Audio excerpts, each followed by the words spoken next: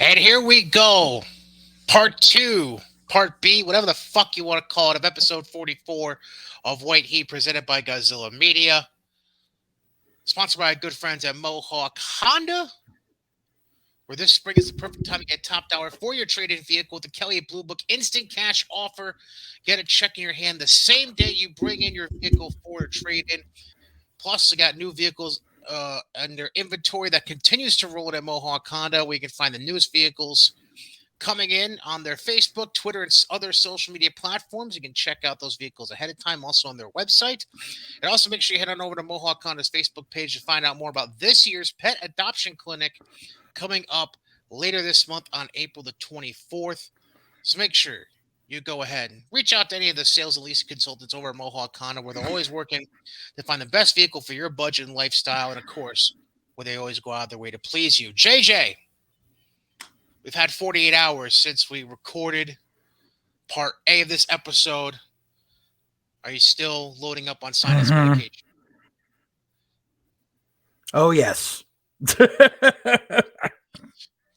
Lovely. Well, let's just hope we can get through this without any major inhibitors on your health. And although I think there might be parts of this episode where you might question your health, that all being said, let's just start off quick. Yeah, I know. Let's just start off quick with New Japan, because they do have two events coming up that I didn't want to just mention the cards for. They're doing a show this weekend coming up on Saturday, April 9th in Tampa, Florida, at the St. Petersburg Coliseum. And then, of course, the other event we've already mentioned beforehand at times has been Windy City Riot, which is coming up next weekend. But real quick, the Tampa event this weekend will feature matches such as Carl Fredericks against Josh Alexander. They'll have Fred Rosser and Eddie Edwards in tag action against Fred Yehi and Daniel Garcia. Jay White will go one-on-one with Chris Sabin. And then a six-man tag involving Jeff Cobb on one squad with Mark Davis and Kyle Fletcher against Jonah, Bad Dude Tito, and Shane Haste. That's event this weekend. Next weekend... So not Jeff Cobb finally has to get in the ring against Jeff Cobb? Yes, exactly. That's exactly it. And then we get to Windy City Riot, which has been the higher promoted event of the month for New Japan Strong. And these are the matches currently booked for that event. They're going to have you would think this is AEW booking this, a 12-man tag match. Yes. Hanare, Jeff Cobb, Great O'Khan, TJP, Kyle Fletcher, Mark Davis versus El Phantasmo. I keep forgetting how to pronounce his damn name. Hikuleo, I think it is, right? Hikuleo, whatever. Chris Bay, the Good Brothers, and Scott Norton. Talk about pulling a talent out of nowhere to, I think it's 1997. Then there's going to be a one-on-one match, Tom Lawler against Yuji Nagata. Then we're going to have Tomohiro Ishii against Minoru Suzuki. Jay White against an unknown opponent at this point. They haven't named his opponent yet, but he will be having a singles match that night. There's also a 10-man tag scheduled. So we have a 12-man and a 10-man for the fuck of it. Team number 1 is Fred Rosser, Josh Alexander, Alex Coughlin, Narita, and Chris Dickinson. The other team will be Royce Isaacs, Jarrell Nelson, J.R. Kratos, Black Tiger, and Danny Limelight. Interesting. I wonder who's going to win that match. And then the last match booked for the card. Last match booked for the card is one we've already dove into a little bit a few weeks back when it was originally announced. The 60-minute time limit main event will be John Moxley against Will Ospreay. So those are the two big events. We have discussed that match before. Don't give me that. Yeah, we have. It's still like, Yeah, I know. But those are the two big events New Japan Strong has scheduled for the month. And that's that. The one key thing, though, to mention coming out of Mania week, speaking of New Japan Strong, was the return of Chris Dickinson. Put on couple really good matches, including one against Minoru Suzuki. Everything seems to go. All reports showed that he looked healthy and about the same Chris Dickinson that we know and love. So good on him. Welcome back, and can't wait to see what's to come for him in the months to come. Yeah. So. All right, now we get to these fuckholes. Impact. I actually watched Impact on Thursday. So what was all right? So I was gonna get into the multiverse of matches, but you mentioned Impact on Thursday. Did anything stand out for you from Impact at all? They did this whole cinematic backstage thing between PCO and Jonah, where it seems like they're gonna lead up to a Buried Alive match at Rebellion, but they're advertising Jonah versus Ishii at Rebellion. So I'm really not quite sure. As it was, like, I remember I was going back and forth with you where, like, we were finding, like, conflicting reports of what the card was going to be for Rebellion. Because obviously the entire thing hasn't been announced yet, but I'd like to know since I actually bought tickets to it.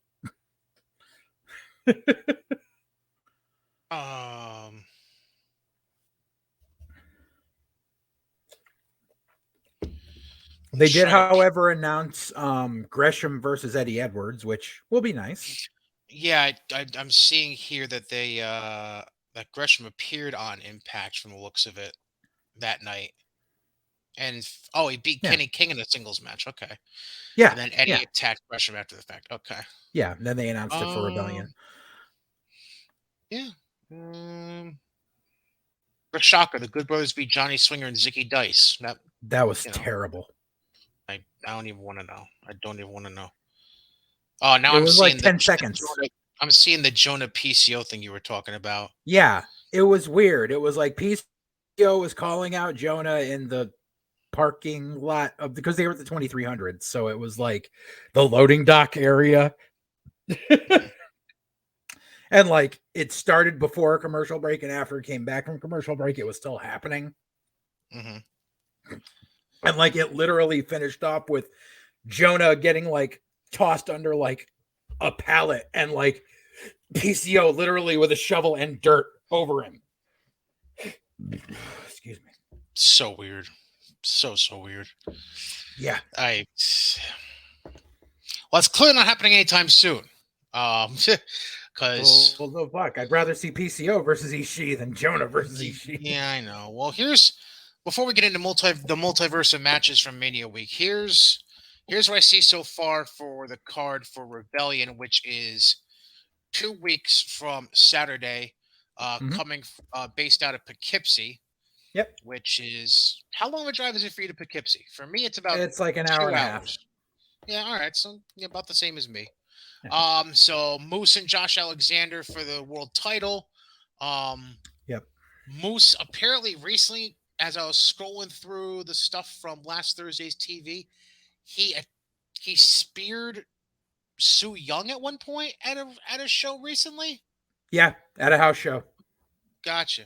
Yeah. So okay, because I saw Alexander was kind of going nutty. AAA Reina de Reinas Championship will be defended. Deonna Purrazzo defending against Taya Valkyrie. Yep. That's pretty cool. Gee, I wonder who's winning that one. One would hope. Gresham versus Eddie Edwards. Doesn't say anything about it being for the Ring of Honor title. I don't think it is. Yeah, so I would assume it's not. Tasha Steelz defend the Knockouts title against Rosemary, who won the shot at the title in a battle royal that was on the episode of Impact that we were just mentioning last week. Was really mad at that. Jonah versus Ishii, like we mentioned. The triple threat for the X Division title, Trey Miguel defending against Speedball, Mike Bailey, and Ace Austin. And that's the last match. So 1, 2, and there's the 10. There's the 10 4. Tag team gauntlet match where they haven't announced all the teams yet. Correct. But coming out of Multiverse of Matches, it appears that the Briscoes have inked some sort of deal with Impact. Yeah, let me take a look here real quick because I thought I saw. Oh, maybe not. Okay. I thought I remember seeing a. There was This one I one of the remember sites had seeing a mock-up of it. a list of Right. One of teams. the sites had a list, but that wasn't official. It was just people that threw names in there. Because the only teams that have been announced for it so far are the Good Brothers and Violent by Design, because it's for the tag belts. Right. Okay. Multiverse of matches. We had an Ultimate X match. First ever intergender Ultimate X. Correct. As Jordan Grace was one of the participants. Trey Miguel retained the title though, beating Jordan Grace, Chris Bay, Blake Christian, Vincent, and Rich Swann. Let's see. Then we had an intergender tag match with Cardona and Chelsea Green against Aldis and Mickey James. Aldis and Mickey were poised as they locked in cloverleaf submissions on Cardona and Green and got them both to tap out. What's so They funny? shot a promo for that during Impact, and it was so fucking cheesy that, because remember how they screwed up at NWA and they had the whole thing with Chelsea Green doing the running on Mickey James before Before they shot the angle on episode where Chelsea TV. Green turned on her. Right. Yeah. And then so they were advertising for the multiverse of matches, and because everyone knows Cardona and Chelsea Green are married, and not as many people realize that Nick Aldis and Mickey James are married. Mm-hmm. And they fucking, so apparently, because everyone's doing it, they have to give names of, every power couple has to have a name. And so Mickey James was literally naming their power couple all dis. I was like, that's fucking terrible. You think? Yes. Moving on. But it gets worse. But I'll let you finish Multiverse before I'll tell you what gets worse. Speedball Mike Bailey beat Alex Shelley in a singles match. Knockouts tag titles are on the line. Madison Rayne and Tennille Dashwood successfully defended against Tasha Steelz and Savannah Evans, as well as Decay and Giselle Shaw and Lady Frost. That was a fatal four-way. I didn't notice that. Okay. And then Eddie Edwards lost to Tomohiro Ishii by a brainbuster. And then Moose and PCO would lose a tag team match against Josh Alexander and Jonah. Gianna Perrazzo successfully defended the AAA Reina de Reinas Championship against Fabi Apache. Apache? I don't know. Depending on how they pronounce it down there. Apache. Not sure. Yeah. I thought so. Okay. Then Taya Valkyrie returned after the match and confronted Perrazzo in the ring and challenged her for the AAA title at Rebellion. Yep. Chris Sabin beats Jay White. Yep. Okay, now. All right. So, okay, we're not just going to bury everyone with. Okay, good. After the match, Steve Macklin attacks Sabin. Then Good Brothers defeat the Briscoes in a tag match. Oh, that's where right. That's where what's his face? Oh wait, no, never mind. I'm thinking of something different. Never mind. I'm thinking of something that happened beforehand. Don't mind me. Yeah. And that's how the night ended. It ended with the Brothers Briscoes match. So what makes you figure that the Briscoes have something set up with Impact based off of? Oh, word got out after Mania weekend. Oh, okay. That they actually inked at least a brief deal with Impact, if not something a little more permanent. But I mean, because they really aren't going to be working anywhere else when you think about it. But yeah, and just as Impact is garnering some hope, they announced this past week of Impact that obviously, because next week is like an off week because it's after Multiverse and yada yada, and they haven't started the tapings yet, that they're bringing back another fucking episode of IPWF. Oh, right. Yeah.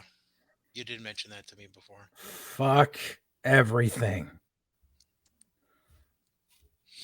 So terrible. At least they're fulfilling their week of TV. Whatever. Fuck them. Play a clip show, for Christ's sake. I know. Well, that covers that. Now, let's see what direction you want to go, because they all fall under the same umbrella. Well, Which let's direction start. you... So let's start with Dynamite leading into fuckery. Okay. I will bring up my notes. So I'll go step by step. Chime in whenever you want. So let's see.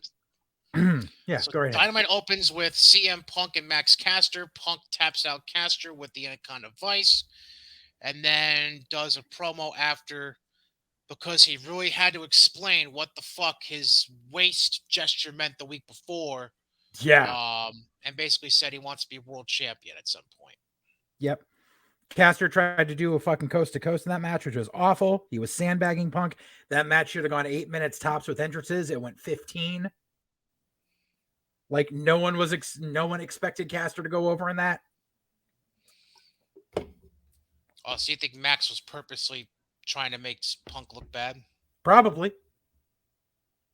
Okay. After that was a backstage interview with MJF and FTR. Basically, FTR now part. Oh, sorry. Go ahead. Basically, MJF shit talking Wardlow. FTR tries saying, "Hey, we're friends with you, we're friends with him," and MJF trying to say that Wardlow used to talk shit about FTR all the time behind their back and fucking whatever. Basically, MJF trying to keep the Pinnacle together is essentially what this is. When really it more or less looks like FTR is going to go off on their own.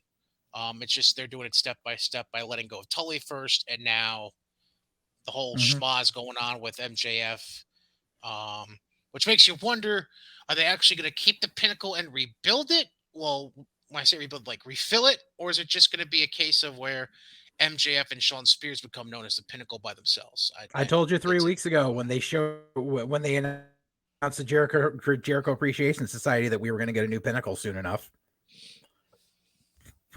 I just don't know who would really fit into that there you mold, go. though. Does it matter at this point? Fucking God knows fucking MJF will put the Acclaimed in there, for Christ's sake. Not who I first thought of. Because if it really doesn't... It doesn't matter. So if it really doesn't matter, then I feel like the one, if you're going to put in a tag team, like seems to be the case with all these stables, they all seem to have a tag team attached to them for some reason. Like Andrade's group has really two tag teams. They have Private Party and they have Butcher and Blade. You've got fucking Matt and fuckface Skinny Boy with JAS. Yep. I can't remember his fucking name for some reason. You had Santana and Ortiz in the Inner Circle.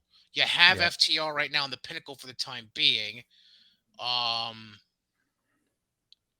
So if you're taking out FTR, my guess is they probably were just replaced with another tag team. And the one that just came to mind real quick on the top of my head was Gun Club. They could. But then because then you also fill in that. Yeah, well, you could Billy fill in the Tully roles. Oh yeah, that's true. Yeah. But yeah, going from Tully to Billy it's good to see a very good fall off. Yeah, it's good to see that FTR are now part of the long line of unoriginal Jagoffs who rip off the NWO logo for their shit. Well, apparently that was a one-show thing because I think that was. They wore them on Dynamite and at the ROH show. All right, so it was a 1 week thing because they weren't booked as a tag team. They weren't booked as a tag team week before because Dax was in single. That was the week of Punk Harwood, I believe. So this was the first time I believe, I could be wrong. That was the first time they were tagging those two shows since Scott Hall's death, and they had mentioned how they wanted to do something to. I'm not trying to make an excuse. I'm just saying that was word on the street. That's all I'm saying. You want a tribute to Scott Hall? They should have fucking done something as a tribute for fucking Diamond Enterprises. Or the what do you call it? The name when Hall was a Diamond Stud with DDP, there was I forget the name of what the stable was, but they should have done something with that. Oh, okay. I see what you mean. Then we have Moxley beating Jay Lethal because Lethal really needed another loss on AEW television. No Regal anywhere in sight. Well, I mean,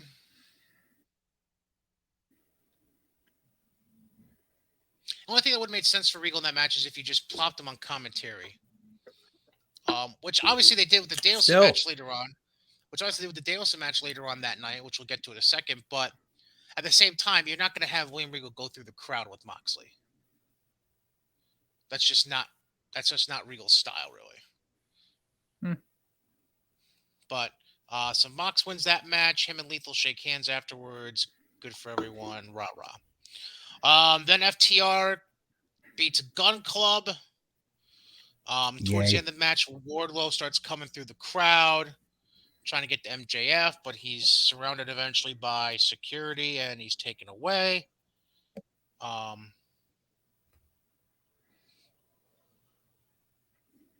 Yeah. Anything about that match that stood out to you at all? Trying to see here. Not really, because they were focusing more on fucking Wardlow on the outside. Was that another case where they all stopped again and watched and then continued the match? Yeah. I thought I caught that. When they cut back to the ring. Yep. And I called it then. Here was my notes. I said, and here's where they flip FTR babyface just to have them win the ROH tag titles and then drop the AAA tag titles to the Hardley Boys, which we'll get to later on. Then we got Hobbs cut a promo about Keith Lee. Whatever. Keith Lee, the needle mover, still stuck on Rampage. Yeah, we'll get to that in a minute. Then JAS was doing a backstage promo. In which they were saying that Santana Ortiz and Eddie were nowhere to be seen. They eventually pulled back a curtain, and there they were waiting for them to attack, and they led to a brawl. Another week, another backstage attack. Which eventually leaked out into the arena, and obviously the numbers game catches up, and JAS leaves Santana Ortiz and Eddie laying. And then we have our third straight promo in a row on this show. 3 promos in a row. Just noticed that in my notes. With Cargill and Sterling doing a pre-tape with Tony Schiavone, where what's his face? Sterling is basically trying to book Cargill's 30th match. He originally had against fucking Blue Pants, right, against the Librarian. Cargill basically shit-canned it, and then Sterling as well. There's always Marina Shafir. Who hasn't had a single match on AEW TV yet. Right. All of our matches have been on Dark and Dark Elevation.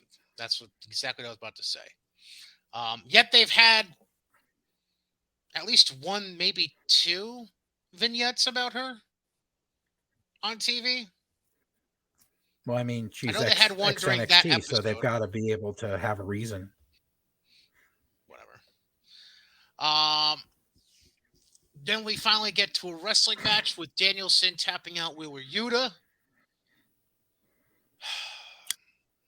Boring. Yeah. Oh boy, Yuta spit in his face. Yuta was supposed to be the babyface in this. Yeah.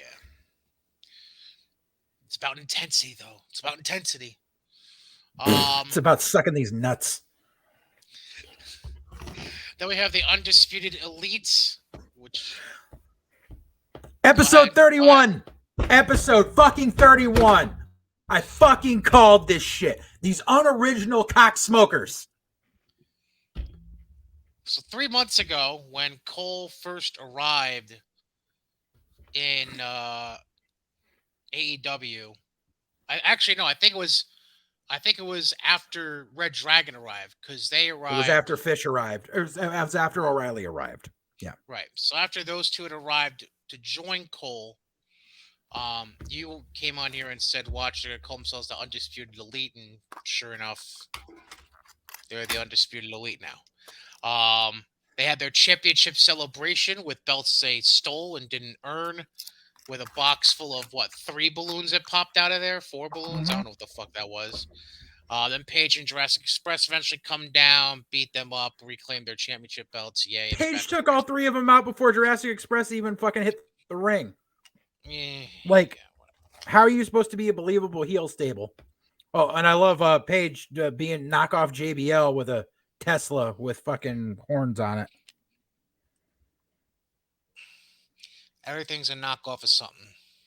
Mm-hmm. Then we get a Thunder Rosa promo on the stage with Tony Schiavone, uninterrupted this time, and I mean, it was what it was. It wasn't anything special. Um, then we have another promo. This one, a pre-tape backstage with FTR challenging the Bucks for a rematch from the loss they suffered to the Bucks the first time around, which was what, like a month ago or something like that. No, from like 2 years ago when they first came into the company. Oh, right, when it was still during COVID. That's right. Yeah, when they came in, won the AEW, won the AEW tag belts just to job to. That's right. That's right. Yep. And at this point, I wrote, we're 3/4 through the show, and more time has been devoted to promos and backstage vignettes and actual matches. If this were Raw, the IWC would be shitting all over this. Mm-hmm. Then we get to the first qualifying match for the Owen Hart Foundation Women's Tournament. The bunny comes out, and she had a mystery opponent, apparently. Not at all who we expected it to be. I know who I had my thoughts of it being. I hoped it wasn't going to be who it turned out to be, for her sake. And sure enough, it was Toni Storm. You know, if like I had more respect from her for leaving WWE, going back home, thinking it was because, all right, the schedule really was getting to her or whatever, something like that. You wanted to be closer to your family, something to that effect. I would have understood. No, she's just a petulant fucking twat.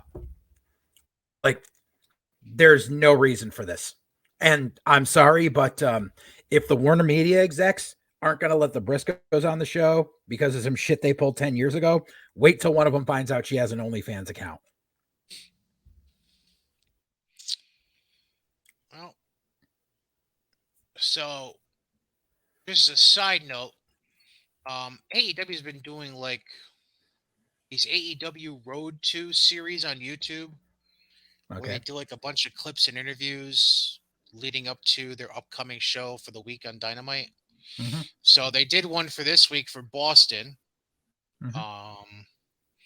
And Toni Storm was interviewed for part of it. And was that the one where she was like fucking wasted? Oh, I don't know about that. I didn't see the.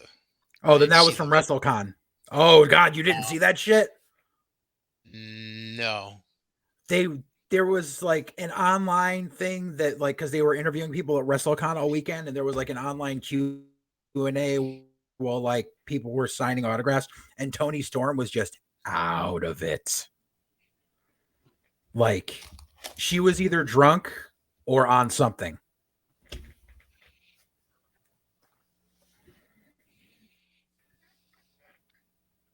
I did not know about this. Like people in the live chat were legit worried about her health. Oh wow. Okay. Yeah. I honestly had no idea. Yeah.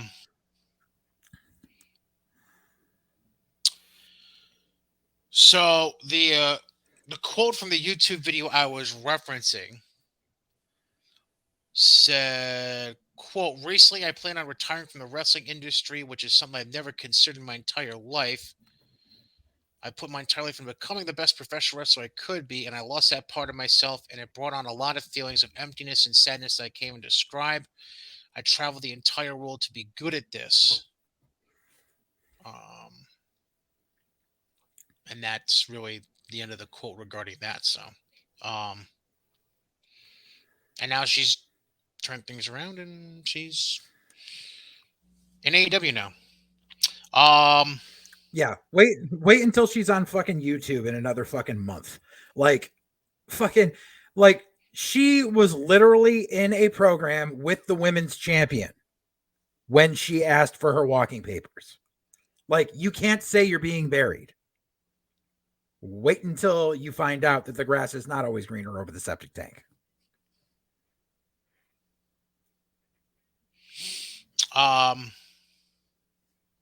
Then we get to Nyla Rose and Vicky Guerrero doing a pre-tape as well.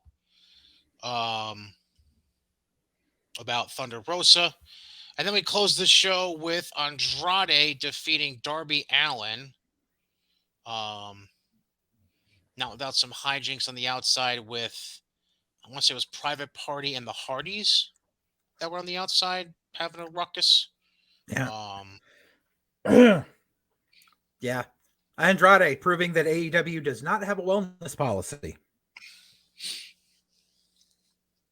He does look bigger, doesn't he? Uh-huh.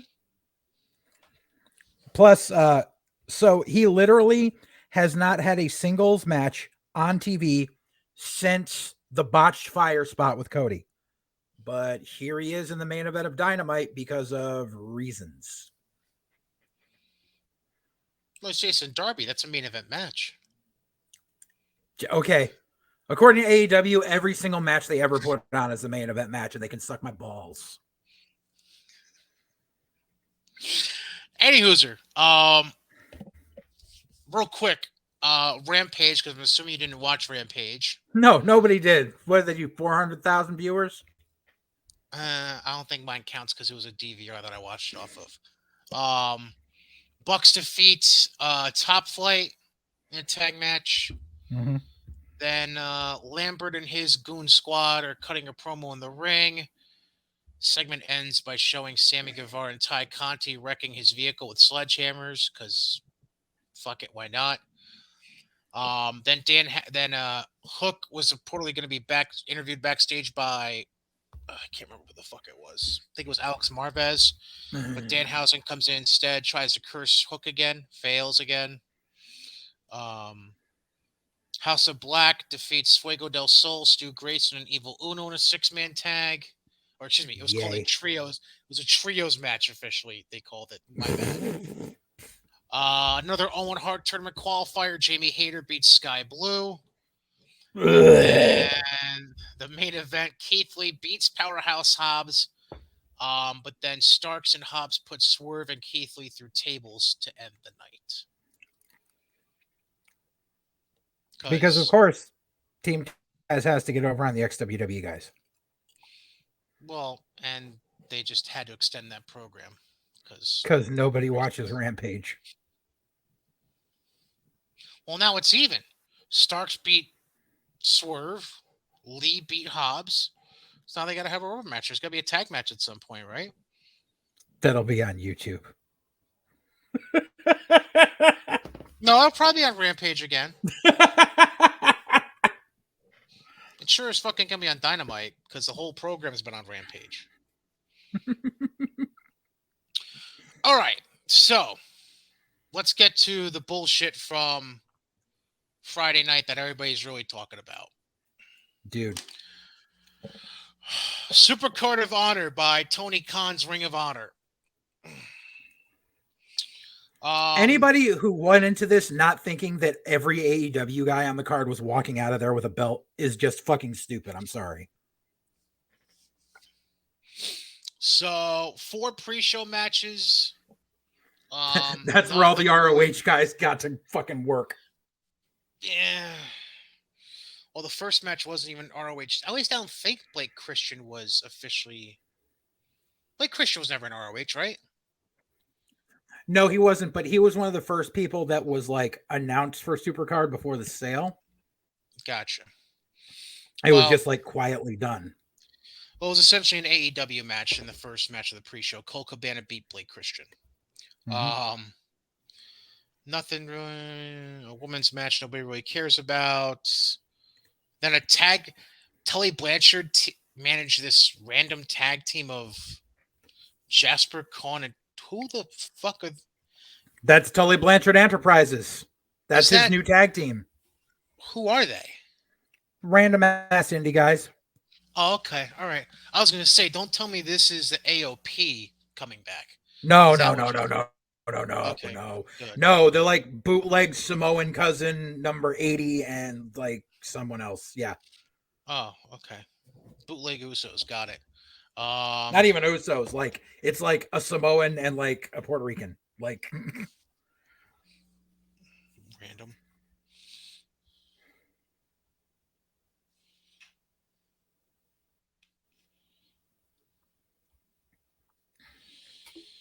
All right. And then the last match on the pre-show was um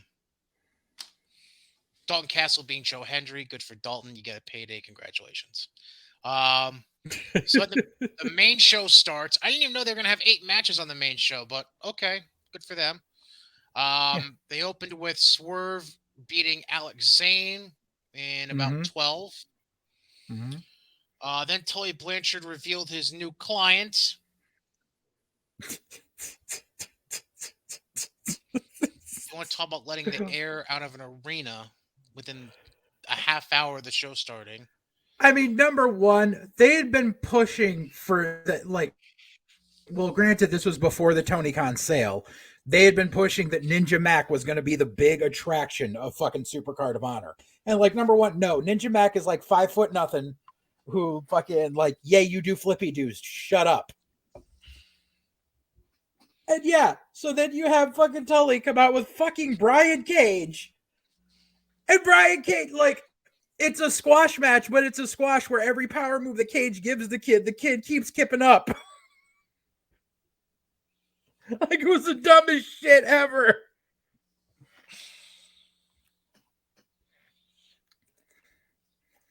Hurts my brain.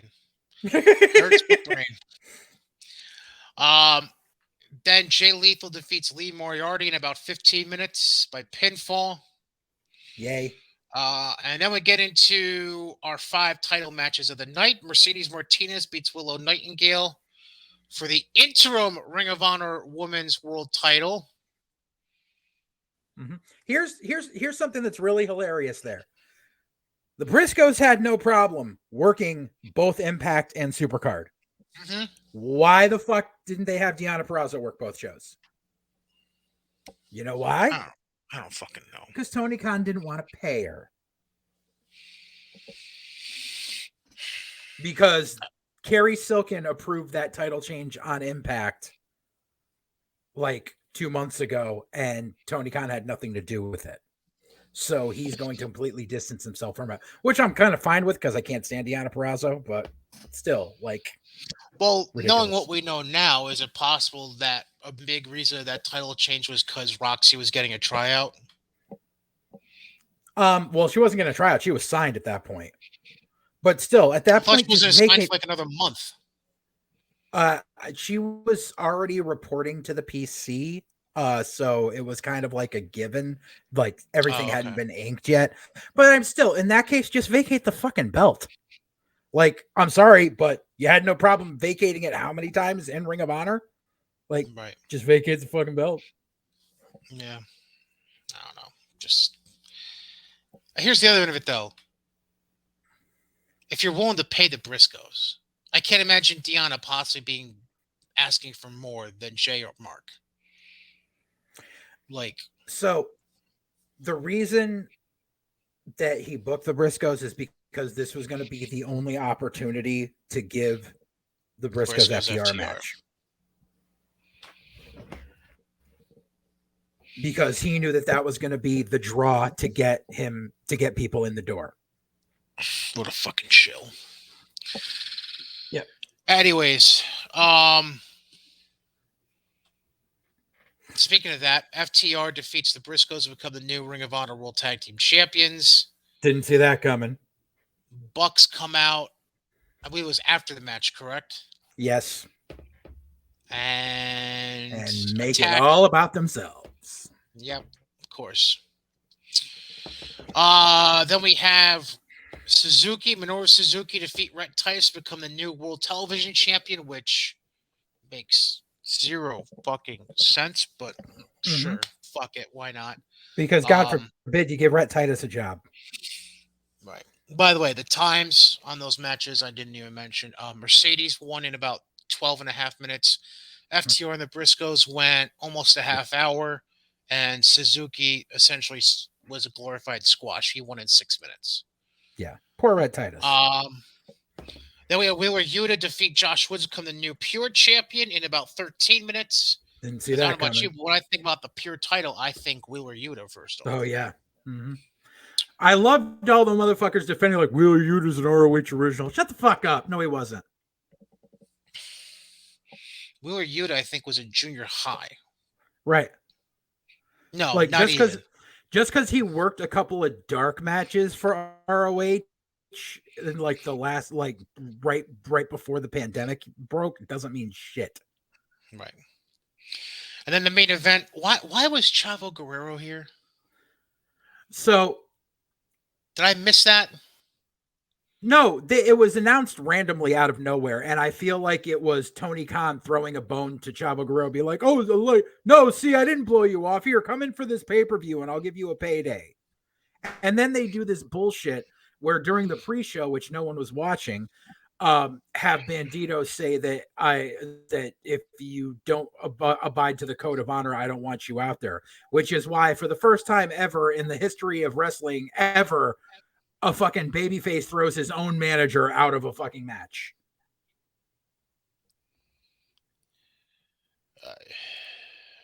Anyways, Jonathan Gresham defeats Bandito in about 25 minutes to become the undisputed Ring of Honor World Champion. Mm-hmm. And that's that. Because Gresham wins. Gresham gives a thank you speech, gets confronted by Jay Lethal, who is now a heel again. So Jay Lethal went from baby to heel 4 times in 4 months since signing with AEW. Sanjay Dutt shows up out of the fucking blue to try to keep the peace between them, and then turns on Gresham, and then out comes Lee Moriarty, fucking yay. And then here comes Concussion Joe with Tony Khan, the fucking mark, acting like a coked out fucking buffoon behind him for the world to see.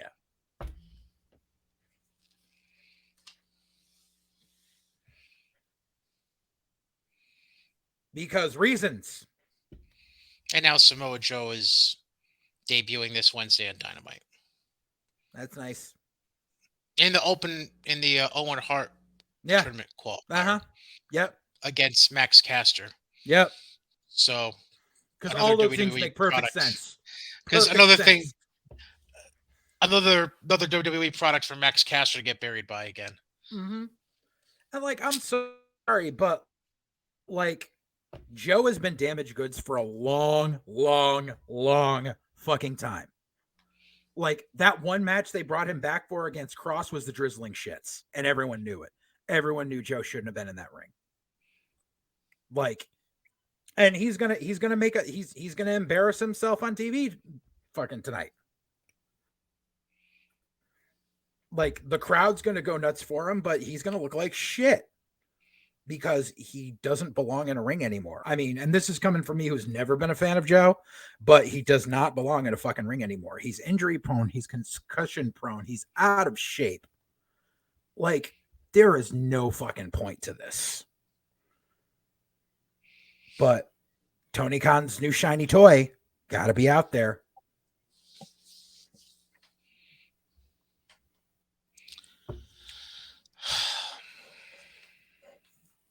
Ridiculous. Nothing makes sense anymore. No, nothing does.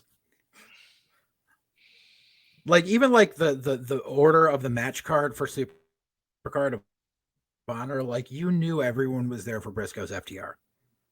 So why didn't you put that on second from the top? Like, I'm not saying it needed to be the main event, but it should have been second from the main. Not an hour into the show, and then a bunch of fucking undercards underneath afterwards. As far as this, no, go ahead.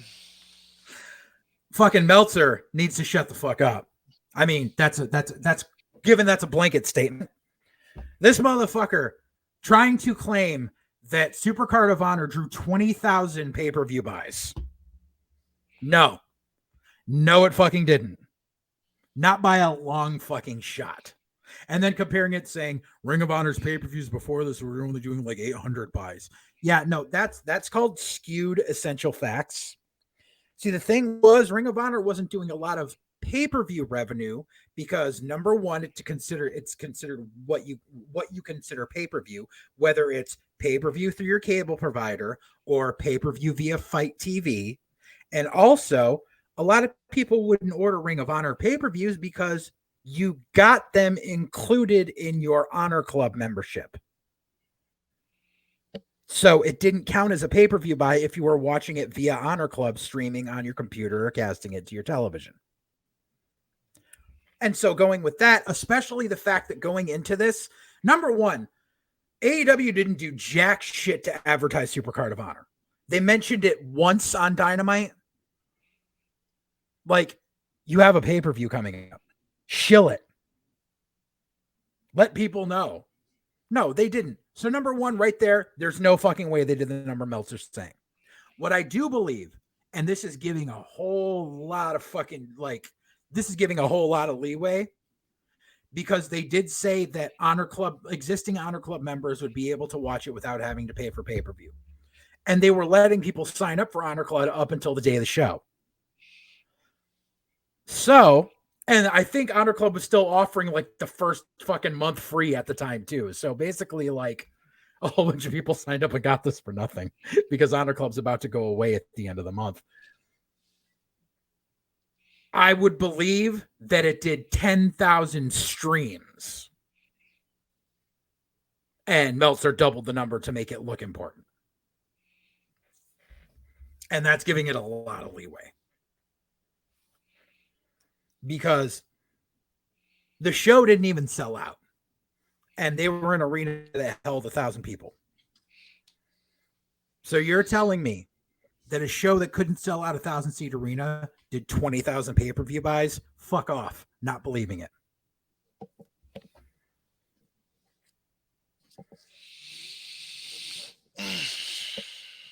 And then going into Dynamite this week, everything is going to get negated anyway. Because there's still no news on a Ring of Honor television deal at all.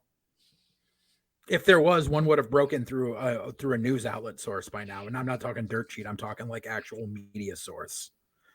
So there's nothing there. So ROH is dead in the water. And, oh, look, FTR are defending both the Ring of Honor and AAA tag belts against the Bucks this week. Gee, I wonder what's going to happen. Are we even sure Ring of Honor is even a viable product for television at this point? I mean, it might be, but Tony Khan was stupid and bought the name in the library and not the television time that went with it. Because he's stupid. And even let's call it. You don't even have an official roster at this point aside from your champions. Exactly. Well, because it's going to be AEW's developmental, so that doesn't matter. Don't you know? And he's just going to take all of the Dark Elevation people and turn that into Ring of Honor. Because that makes sense. But let's play devil's advocate here for just a second, shall we? Let's say that Uncle Dave's magical 20,000 number is real. Let's say it's real. $30 a pay-per-view pop. Tony Khan paid $40 million and just raked in $600,000. Boof, like $600,000 gross. That's what you call a shitty investment.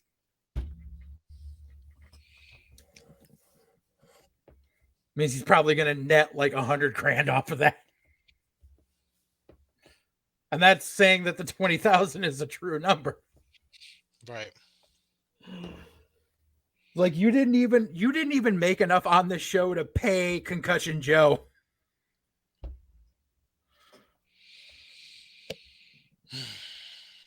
Well, you mentioned Dynamite this week.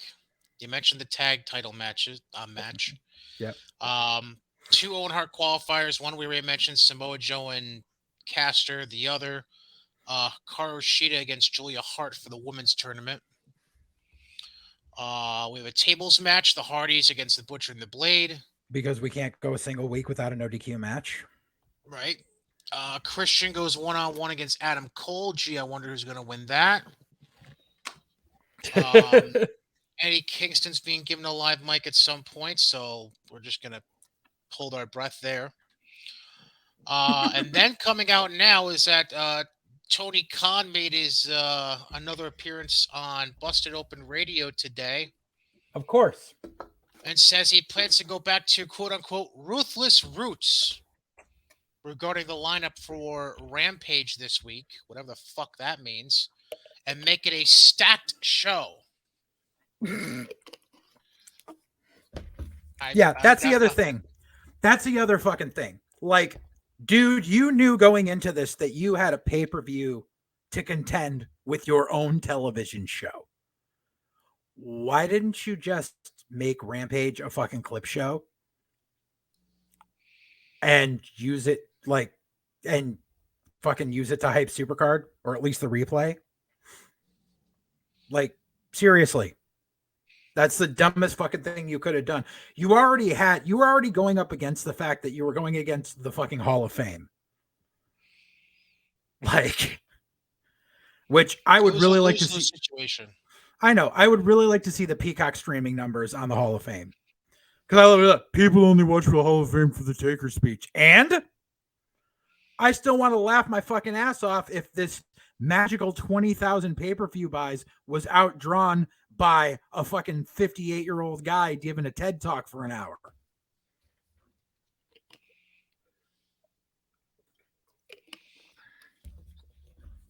I would love to find that out. I think that covers everything from those assholes, doesn't it? Yes. Okay. So now we're going to move on to... I can find my banner. There it is. Quite possibly the most lackluster Raw After Mania that I can remember in a long time. I think last year's wasn't as good either.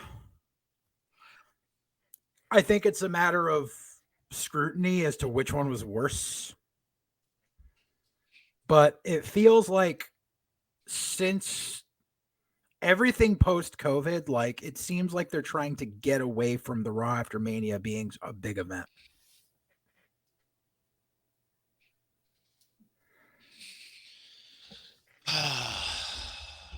Well, it opened with Cody Rhodes cutting a promo that apparently was unscripted according to certain sources. Yeah, it was so unscripted that Cody's already fucking said it twice on Dynamite.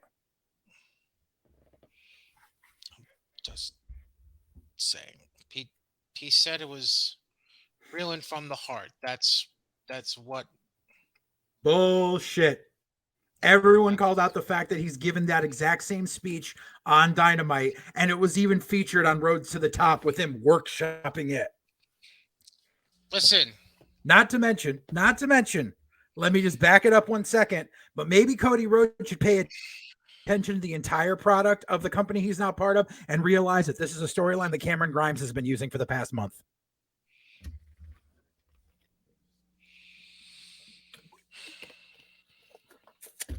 Just saying. You done? Yes. Cody hater, you done? Fuck Cody. You done? So Cody cuts this promo about how his father held the title but never won the title and blah, blah, blah, and that's that. Then Seth comes out at the end of this segment and shakes Cody's hand and says, "Welcome home," fucking whatever. Also, one last thing.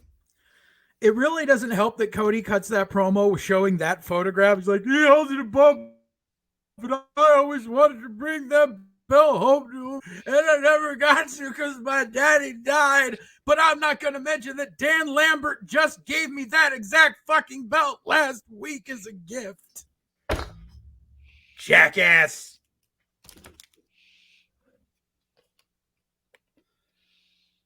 Anything else before I move on?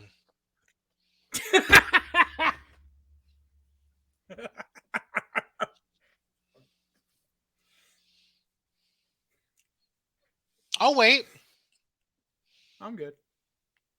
I just remembered that part about the photograph.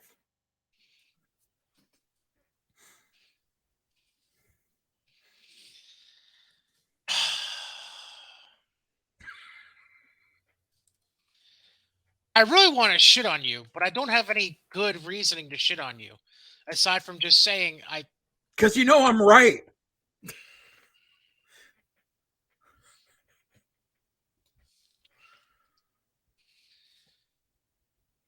I agree with you with a good amount of what you say about Cody, but I feel like some of this is just for fuck's sake at this point with you. Nah. Whatever. I explained Anyways, in detail last week as to my yeah, like the I'm reason, well or not aware last week, but a couple days ago. because you harbor hatred from an incident involving a wrestling company you're not even part of. That's what it was. Okay. Us indie fucks need to look out for our own sometimes. By the way, did you see I they're looking actually for got a a ring couple of announcer for thank the yous show in after 2 that. weeks? What? Did you see that they're looking for a ring announcer for their event in 2 weeks? Really? Interesting. At least that's what I saw on Facebook earlier today. But let's not bring personal Facebook shit into a pro wrestling podcast. How about that? Matt might be having to do a Clear Channel job that day. That's why. Gotcha. Sasha Naomi defeat Rhea and Liv in a tag title contenders match. Rhea walks out on Liv after the match. But they still get a tag title match next week. Oh, well, later on. Okay, so later on, they show Rhea backstage, and she apologizes to Liv, but says, "Hey, I got us a tag title match next week, just to make it up to you." Blah blah blah. All the meanwhile, there's purple lighting in the background, which is foreshadowing that Rhea's probably joining Edge's stable. But whatever. Yeah. Eddie Hooser. So after that match, Owens comes out, he's cutting a promo about WrestleMania, and gets interrupted by Daddy. Ezekiel, that is me. My name is Ezekiel. I'm 400 years old. It reminds me of the TikTok trend. What's your name? Ezekiel. Fuck you, Ezekiel. It's you don't have TikTok, so I wouldn't expect you to understand it. Ezekiel is obviously a clean-shaven Elias. No, he's Elias's younger brother, bro. Shut up. Shut up. I love what KO was doing with it. If you didn't see it out live on Raw, try to find the YouTube clip from WWE from that. It was KO being KO. That's all I need to say. Ezekiel became Mr. Default from like SmackDown. Shut your mouth. It was the vacant figurine from the WrestleMania card with Seth Rollins. That's who it was. Then we end up having the Miz squash Dom Mysterio in like 3 minutes, if that. Good. And then Veer Mahan comes out, makes his debut, attacks both the Mysterios. Veer Mahan came all over the Mysterios. That's how it's been written all over the place. Thank you much. You know something? If this is the catalyst for Dominic to be injured and written off TV for God knows how long, Veer Mahan is now my favorite wrestler on the WWE roster. Well, there's been no reports of him being injured, so. Damn it! Then Veer Mahan has gingivitis. And Veer Mahan's getting a one-on-one match with Rey Mysterio next week, not Dom, so. Right, which is why hopefully Dominic's injured. Get him off my TV. You're an evil man. Bianca comes out, cuts a promo, shows off her black eye. Okay. I'm going to skip the next segment for the purpose of later. You'll get it when I fill it in. MVP comes out, brings out Lashley, and so MVP is basically curious as to why Lashley didn't have him at Mania. Then Omos comes out, stares down Lashley, says he wants a rematch. MVP attacks Lashley with a cane. Then Omos attacks Lashley, and now Omos is MVP's new client, apparently. My buddy Andre was so pissed. I said to him, I said, I think it was during Mania Week, and I'm like, but when MVP didn't come out with Lashley, I said, oh God, what if they put MVP with Omos? He's like, don't you fucking say that. And I was like, oh, look, I fucking called it. Sure enough. Fucking don't JJ. you put that evil on me, Ricky Bobby.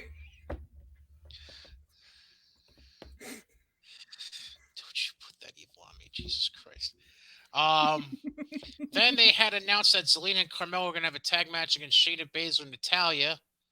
But before Shayna or Natalya could even get introduced, Carmella and Zelina have a bitch session in the ring together. And basically, Zelina jumps Carmella. And then Carmella finds comfort in making out with Corey Graves. Boy. I'm sure you love that. I mean, we knew they were splitting them up the Mania after Raw anyways, but that was just terrible. And congrats to Carmella and Corey. I'll leave that alone. I'll leave that for you to say something if you want. Until 2 months from now when she finds out he cheated on her at the hotel resort. Austin Theory and the Usos beat RK Bro and Finn Balor, with Theory pinning the U.S. champ after hitting A-Town Down, I think it's called, his finisher. I think that's what it's called. So obviously they're trying to build Theory and Balor for U.S. title match down the road at some point. I mean, they already had been prior to this. I mean, him and Balor have been working each other for the past couple of months. Yeah, but I don't think they've had an actual title match yet, if I'm correct. They haven't had a title match, no, but there's been plenty. Theory has pinned Balor 2 or 3 times now. Gotcha. Then Edge and Priest come out, cut a promo. Brody King got salty as fuck. Yeah, basically. I like Brody, but he needed to shut the fuck up on this. Yeah, so basically what happened was WWE tweeted a picture out saying, what do we call this duo? It was a picture of Edge and Damian Priest in the ring from Raw. And Brody King basically said, what happens when you get the House of Black on Wish.com. Yeah. Which, I'm sorry, but I thought the House of Black is what happens when you got the House of Black on Wish.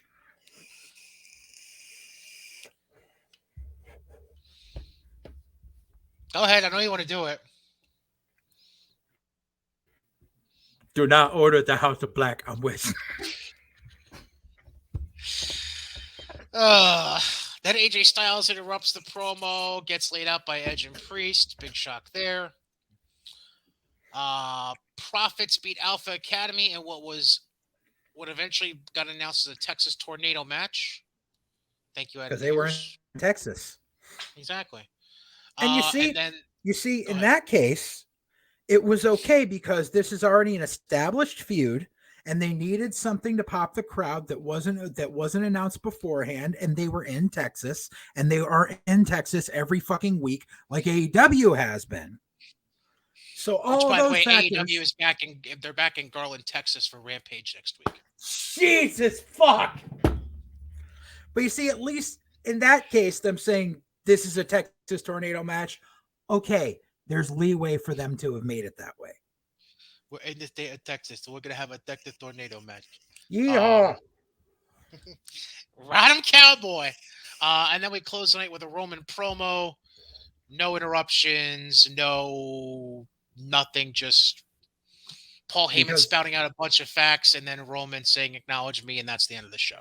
Because that's all you need. You don't need the instant gratification of going into the next program yet. Make them wait until Friday. Make them tune in. Yeah. I mean, that's smart. And then apparently the dark match after Raw went off the air was Cody versus KO. That's that. And KO doing Young Bucks poses to be a troll. Because it's funny. Bucks. And fuck the Young Bucks. Yes. So then we get to NXT. And this is why I skipped a segment of Raw, because it involves how they open the show. Do you want to explain what happened on Raw, or do you want me to do it? Let's see. Basically, Actually, do if you do recall, the setup from the weekend, and then do the setup and then the execution. so the setup for the weekend was, as we talked about on part A, with Stand and Deliver, and I said you could tell with Stand and Deliver, you could tell that Trips was actually producing that show, and all the right things happened. So then we get Kevin Dunn and John Laurinaitis and Bruce Pritchard basically going, oh, so Trips doesn't have any control over Raw, nor is he reporting back to the PC yet. So we're just going to take what he booked for Saturday and say, fuck you. And we're going to roll it back as a 10-minute match on Raw and have Dolph Ziggler versus Braun Breaker for the NXT title again, because we think that we know what's better for our fucking audience. And what happens? Dolph gets a huge pop. Braun gets no reaction. And then the crowd is so bored during the match, they start doing soccer chants, which is the prime example of why Raw After Mania became Raw After Mania all those years ago to begin with. Because if you remember, that was the thing, was there was the Raw After Mania where everyone was so pissed that the crowd started hijacking the show. This was that little inkling of that. The second you hear any kind of soccer chant, and you're not in Europe, you need to realize what you're doing is wrong and you need to fucking stop. But no. We're just going to take everything right we did and shit all over it and take this fucking greenhorn who has been on TV for 7 fucking months and make him a 2-time fucking NXT champion.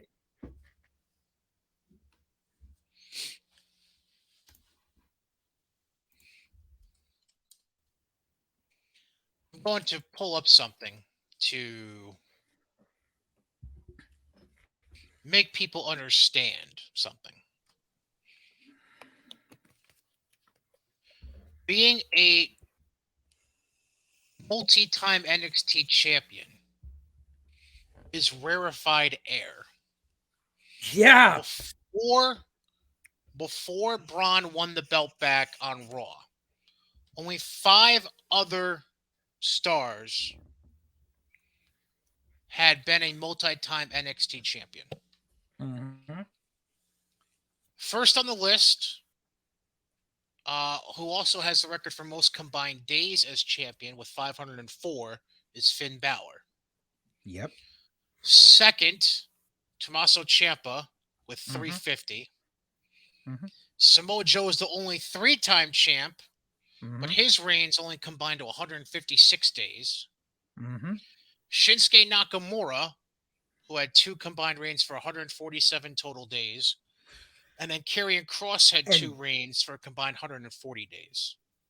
Right. And if you recall, Nakamura and Joe both had multiple reigns because there was that brief period during that summer where they played hot potato between the two of them on the house shows for the belt.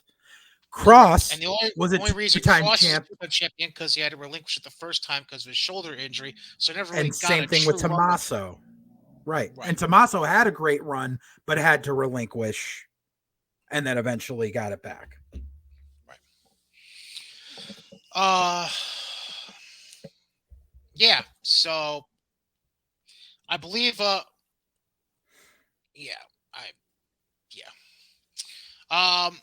so the reason I say that for now is because they opened the show with Braun Breaker coming out and cutting a promo. There we go.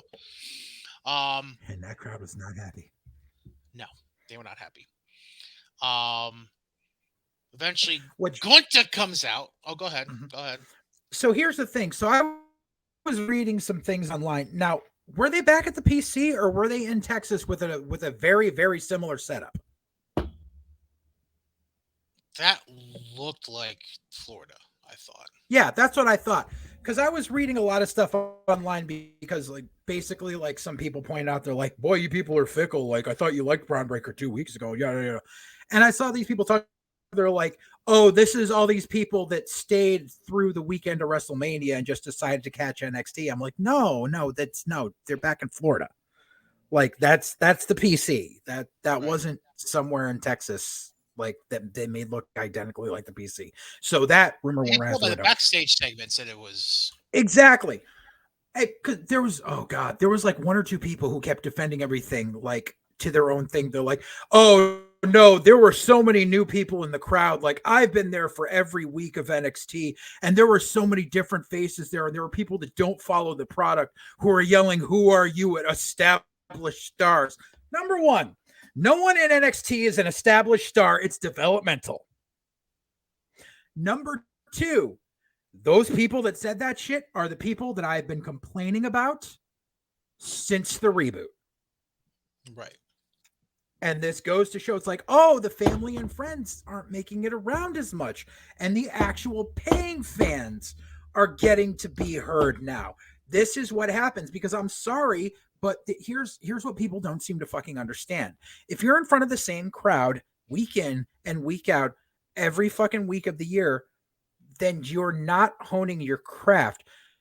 When you get to the main roster, you have to establish yourself in front of a different audience every week. You don't get that. It's the difference between being a fucking Broadway actor and a community theater actor. By the way, was it me or did it sound like they were piping in noise once or twice during that Braun promo? Yes, they were. I thought so. So Gunther comes out, challenges Braun for a title match. Braun accepts and actually says we're going to have it tonight. So, okay, sure. Stupid. Yeah. First match of the night, Creed brothers defeat Imperium as Eichner walked down on Bartel towards the end of the match. Stupid. And then the Creeds get attacked after the match by the guys that apparently desecrated their gym a few weeks prior. It was revealed to be Sam Stoker and Lewis Howley, Pretty Deadly from NXT UK. Yep. Which they changed their names. They didn't change the name of the team, but they changed their names. Correct. Because reasons. Yeah, because fuck it. Then Grimes cuts a promo. Which that was kind of a fucking letdown. Oh, the reveal, you mean? Yeah. Yeah, like I like Pretty Deadly, but I'm sorry, but especially with 2.0, they don't have a good track record of taking people from NXT UK and doing anything good with them. GYV. Kaylee Ray. Mixed results. The results with Kaylee Ray are better than what they've had with GYV. At least Kaylee Ray won the Dusty Cup with EO. Anyways, then Grimes comes out, cuts a promo about winning the North American title. Then Solo Sikoa comes out to challenge for a title match. Grimes says yes. When that's going to be, who knows? My guess probably within the next couple weeks. Mm-hmm. Then we get probably the worst backstage interview that's been on NXT in a long time. That'd be Tiffany Stratton, because it's Tiffany Stratton. Jesus. Like nails rotten. On the Yep. I'm not a loser. Shut up. That was basically the whole 2 minutes. I'm not a loser. I'm not a loser. Shut the fuck up, wannabe Barbie. Then we had Dexter Lumis and Duke Hudson work to a double count out because this angle won't die. Right? Like, this angle should have died with the fucking Twitter poll. Like, just leave it alone. Like, send Dexter up to the main roster at this point. And then we get into the final 45 minutes of bullshit. And I mean lots of bullshit. Raquel and Dakota Kai do a backstage interview, but then go out and lose the women's tag titles back to Gigi Dolan and JC Jane from Toxic Attraction, making them 2-time champs. And Dakota basically loses her shit backstage after the fact. Yeah. Yeah, just so they can set up Dakota Kai in a title match against Mandy Rose. Like, you didn't need... They already announced it for next week. Great. But, like, you didn't need to have Dakota and Raquel win the tag belts and lose them to set that up. In 3 days. Like, hey, you remember when you remember how, like, literally less than a year ago, how Dakota and Raquel won the tag belts. And then Raquel was still, and then even though they lost them, they were still a tag team, and Raquel started getting pushed for the title. Like, you could have easily had them keeping the tag belts and had Dakota go for it, because it's none of it makes sense. None of it. Like, this was literally one more bit of Trips book this. We're gonna say fuck you. By the way, do you remember when they lost those titles? The day they won them. So 2-time women's tag team champions with a combined reign of 4 days. Yep. And the reason I mention is because Dakota Kai sent out a tweet after last night saying, well, at least we had them for more than an hour this time. Yep. Gotta love it. Any Hooser. Then we had a made man ceremony. As soon as I saw the guy... Why are they giving AJ Galante more money? Why? Stop giving Tyler Perry money, Token. So they have AJ Galante, and he eventually has Tony D come out, and they do this made man ceremony, and just fuck all, man. Just I would like to speak on this for a second. Go ahead. I'm assuming it's gonna be about AJ, but go ahead. No, it's gonna be about mob stuff. Oh.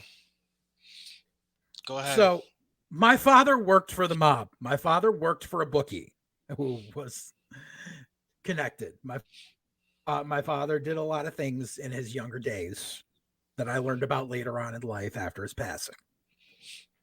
And some before his passing, but all that bullshit that happened is all Hollywood smoke and mirrors crap, and anyone that's ever been associated with anything with the fucking mafia would be insulted by that.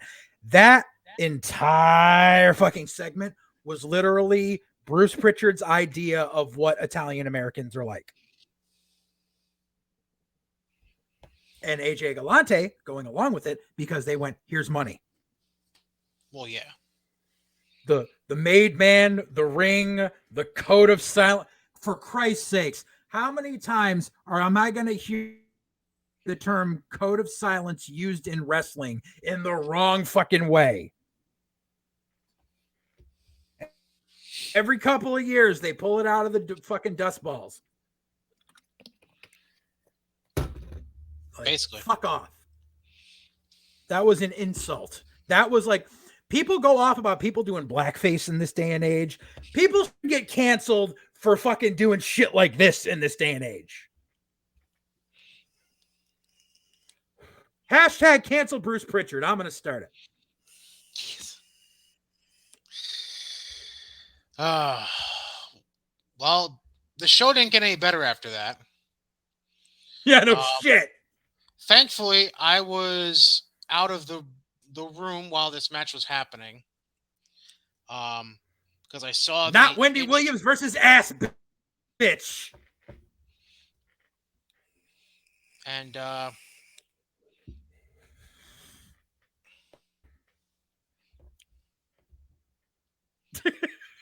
yeah. So Nikita Lyons wins, and that's about all I'm going to say about that. Buy some gear that fits.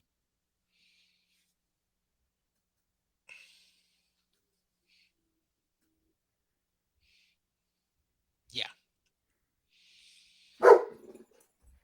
And then, given the theme of the night, I had hope for this main event. I was like, okay.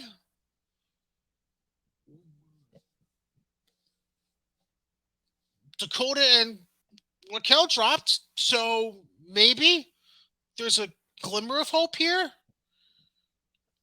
And no, we had fucking Braun Breaker beat Gunther to keep the belt.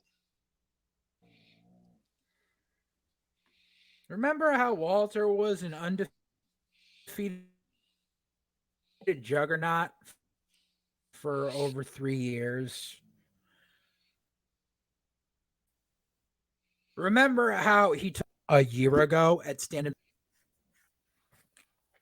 there is only one other time this man has been booked to look weaker.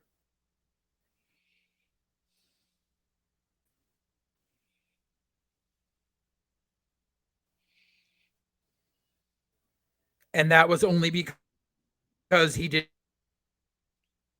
want to be in the position and just wanted out of the match in the first 2 minutes.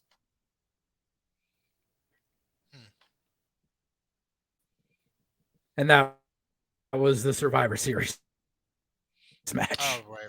Yeah. I'm assuming you're referencing the where one they had where him job to Roman in a minute and a half into the match there because he didn't want to be part of it. But this, like, you're to go. You built this up. Add a fucking schmaz where comes out again majorly.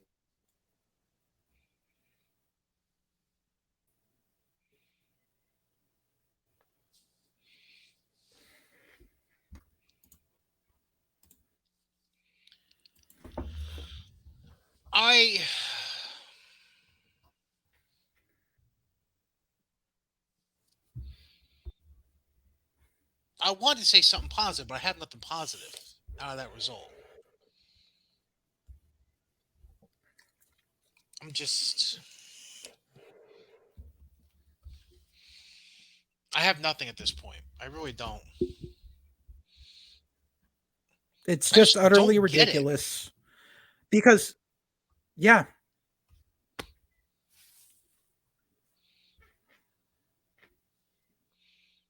This brand cannot be salvaged at this point. Not without getting rid of who's in charge there.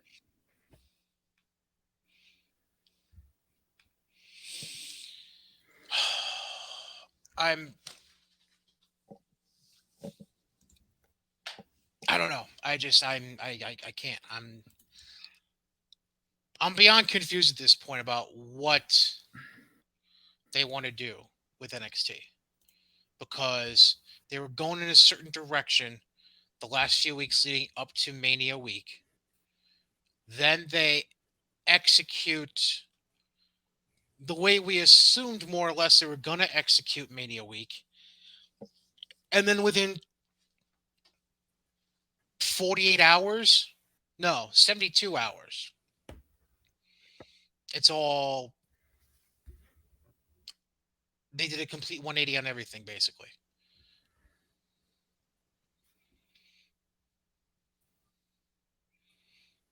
I don't know. I'm pretty fucking disgusted. Let me just put it that way. I'm pretty goddamn disgusted at this point. Yep.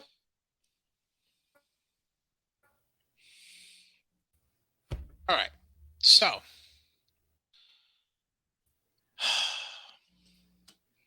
let me dive into some other stuff real quick.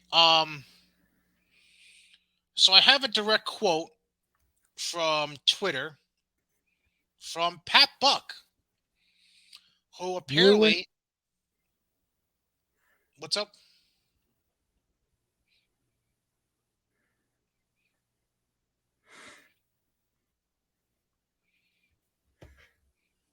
JJ, I thought you were saying something. What's up?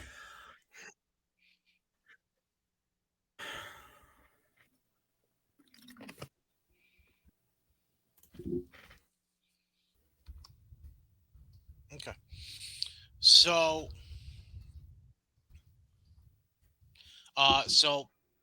Pat Buck resigned as a uh, producer and agent from WWE after Mania. And this is the statement he released on Twitter. Direct quote: as a producer slash agent, I feel that I've accomplished everything I wanted to do within WWE the last 3 years. My endless gratitude beams from working with so many wonderful talents, especially the ultra talented women's division. To my producer brothers and sister, you are the greatest collection of misfits that I've ever been with. I already miss my second family. Thank you to John Laurinaitis for bringing me into this wonderful group, and thank you, Freebird, for bringing our foul-mouthed general. Uh, to my fellow New Yorker, Paul Heyman, thanks for providing a mitzvah and helping this Gentile out. Sending love to the production truck, stage crew, parking, travel, makeup, photo, digital, security, IT, writer, and any other department that I've leaned on for something. I look forward to using my new time to return / expand my training schools and promotions, working all over and sleeping in my own bed more than twice a week. To my darling wife Lauren and baby Harrison, I don't know how you put up with this gypsy. I love you both. Dada will be home soon. So Pat Buck done with WWE. It's just, I mean, being a producer agent for WWE, it's that I would argue that that lifestyle is just as rough as being a superstar.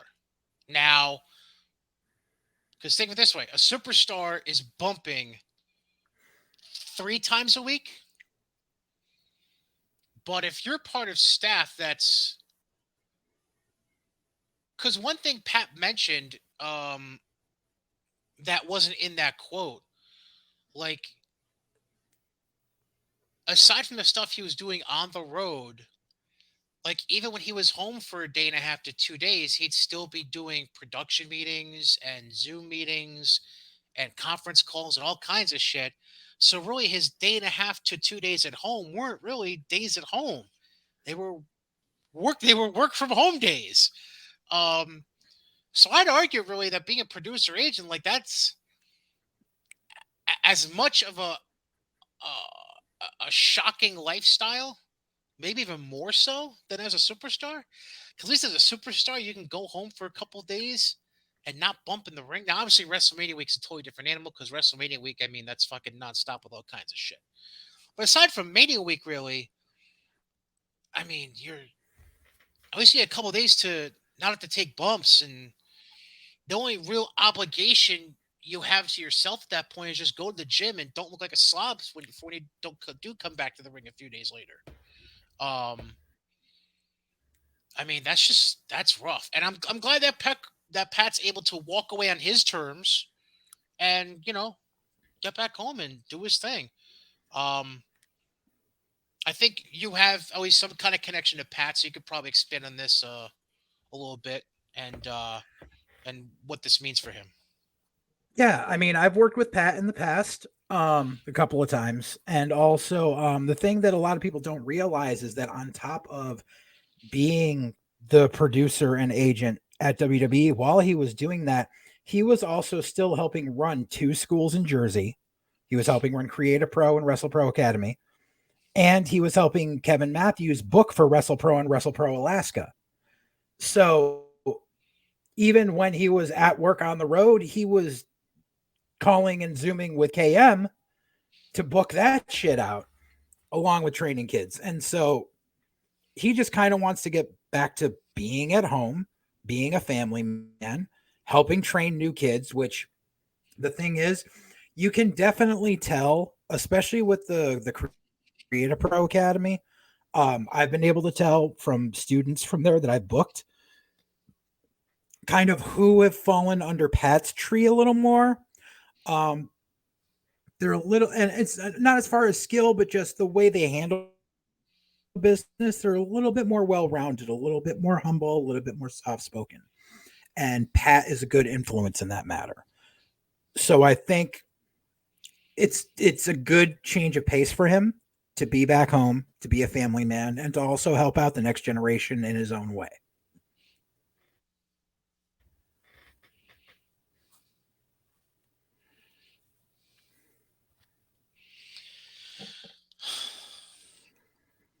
Um,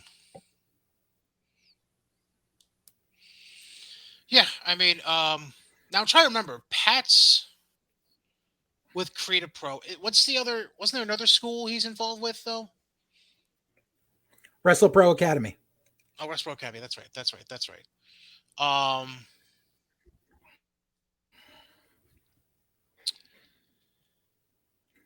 yeah, I mean, and to me now, this now opens.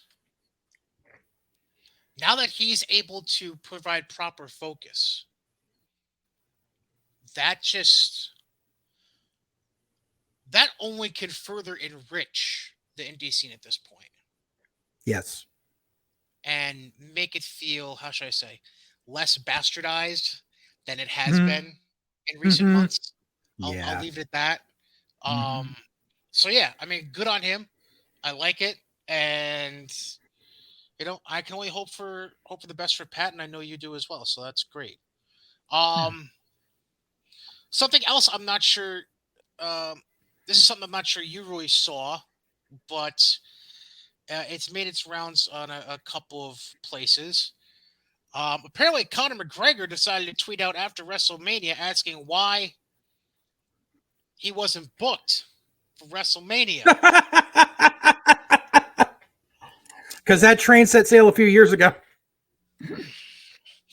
Buddy, when you start beating up random people in your bars in Ireland, you kind of lose credibility for wanting to be brought in. Yeah. At least when Money Mayweather was booked for WrestleMania a decade ago, it was before all the issues came up with his girls saying that he was beating them up a little bit.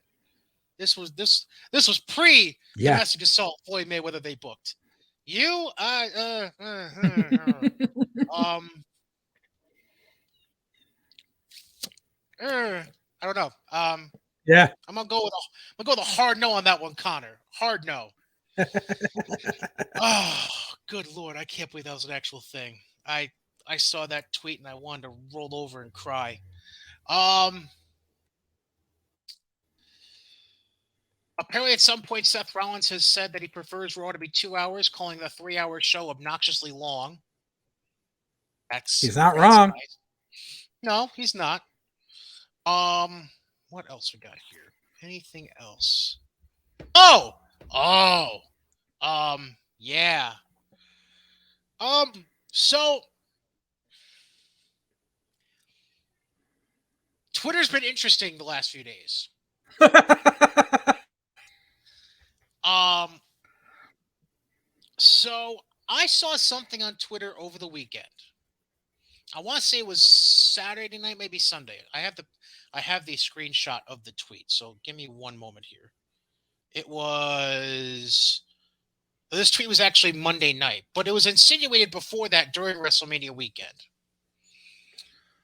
Um, that there were issues in the relationship between Nash Carter and Kimberly. So Kimber went ahead on Monday night to tweet out two photos, apparently from the morning A after. year ago.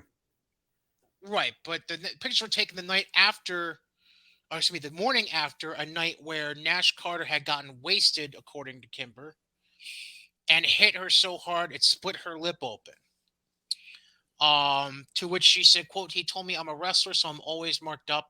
I've hid this for a year and even forgave him, but I can't hide it anymore."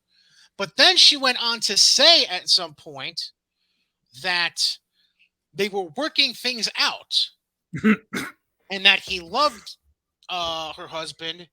And she said something else too. I can't remember off the top of my head. But Mhm. now, thanks to your digging earlier, news has come out from, and I don't know who this person is that tweeted this. Maybe you That's could shed Wesley's some light on it. wife. That's Wesley's wife. Okay, He's been so this because is he's the been wife. staying with them for the past 4 months. Gotcha. So this is the wife of Nash's tag team partner in MSK. Mhm. Wes's wife comes out and says Kimberly got served divorce papers by Nash on Monday, which would be the same day that Kimber provided these photos on Yeah. Twitter. She went on to say, quote, "He's been done with her. She's mad that this is all happening, so she's turning to Twitter because she's outraged that he doesn't want to be with her anymore. It's really that simple. And let me not forget to mention that when she got served those papers, she was so upset that she ripped up all of Nash's posters, one-of-a-kind ones with other wrestling signatures, etc. This is a case of an enraged soon-to-be ex-wife who feels so entitled to alimony. Right. And So, apparently the reason Nash has been staying with Wes and his wife for the past 4 months is because Kimber unfortunately fell off the wagon again. And that's why we also haven't seen her on Impact in the past few months. And she supposedly checked herself into rehab and then checked herself immediately out.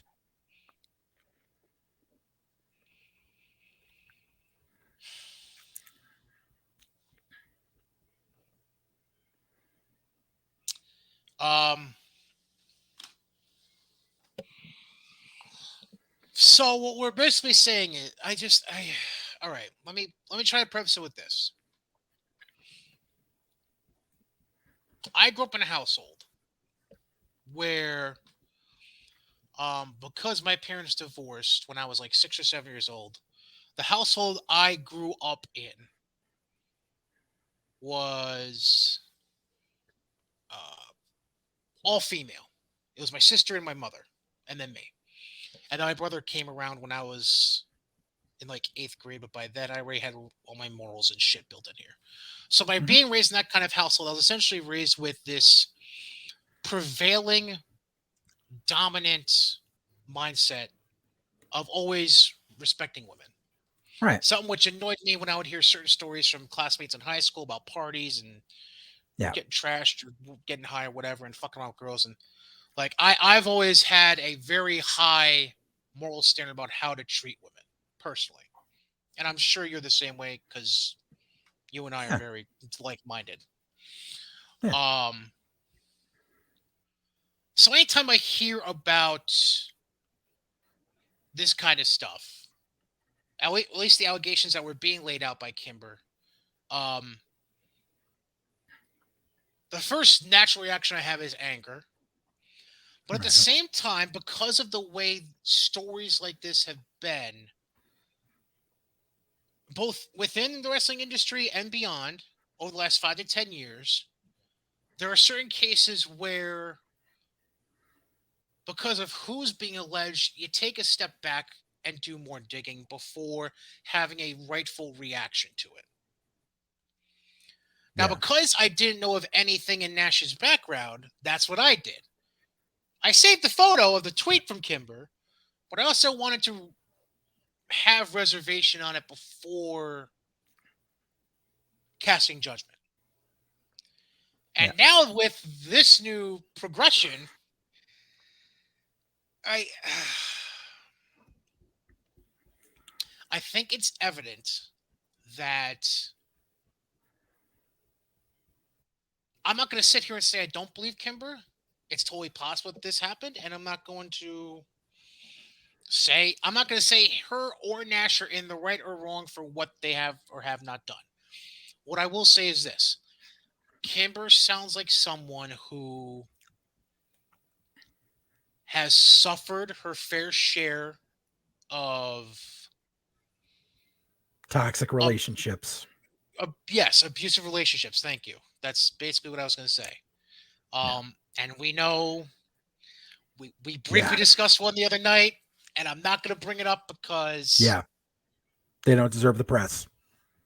correct.